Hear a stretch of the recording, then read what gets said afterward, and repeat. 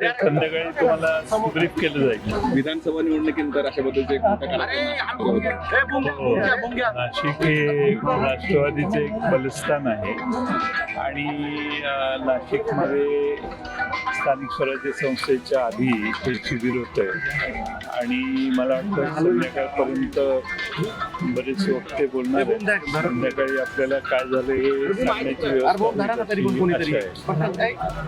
आज भारत सामना होतोय आशिया चषकामध्ये. उद्धव ठाकरे यांच्या पक्षानं त्यावर बहिष्कार टाकण्याची मागणी आहे.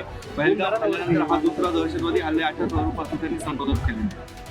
पाकिस्तानने ज्या प्रकारे पहलगाम हल्ला केला, पाकिस्तानशी क्रिकेट खेळणंच चुकीचं आहे आणि आपण भारत पाकिस्तान सामना क्रिकेटचा होतोय.